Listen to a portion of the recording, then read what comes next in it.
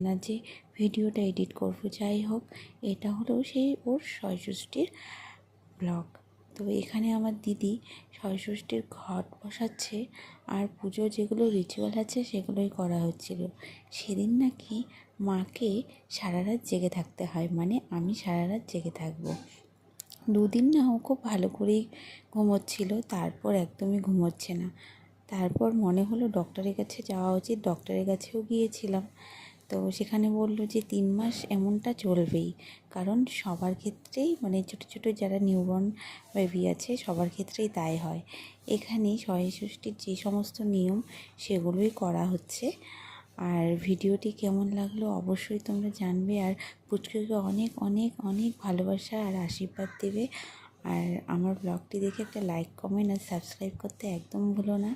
Next blog নিয়ে আবার চলে আসবো। পুচকুর এখনও আমি তোমাদের ফেসটা শেয়ার করিনি, সেটাও খুব তাড়াতাড়ি শেয়ার করব। এখানে পুচকুকে নিয়ে আমি ষষ্ঠী মায়ের ঘটের সামনে প্রার্থনা করছিলাম যেন ওর সব কিছু শুভ হয়, ওর যেন কোনো কষ্ট না হয়। যত কষ্ট আমাকে দিও তবুও যেন ওর কোনো কষ্ট না হয়, এগুলোই আমি বলছিলাম।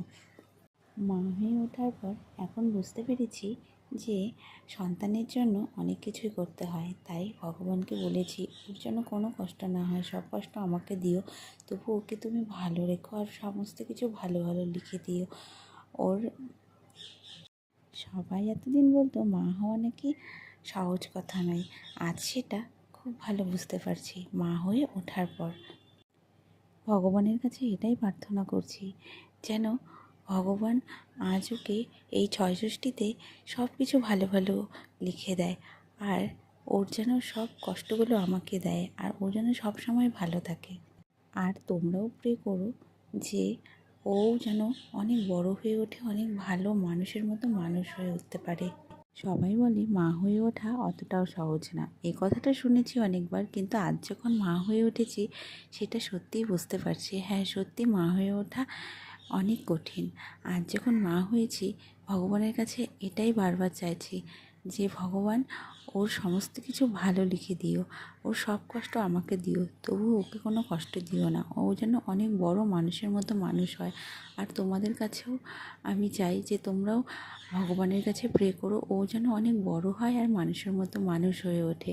তোমাদের আজকের দিনে আতুর ঘরে 4 দেওয়ালে লিখে দিতে হয় হরে কৃষ্ণ কৃষ্ণ কৃষ্ণ হরে হরে, হরে রাম রাম রাম হরে হরে। তো সেটা লিখলেও অনেক আশীর্বাদ পাওয়া যায়। আর আজ তো মাকে জেগে থাকতে হয়, আমিও জেগেই ছিলাম। ভিডিওটি ভালো লাগলে লাইক করো, সাবস্ক্রাইব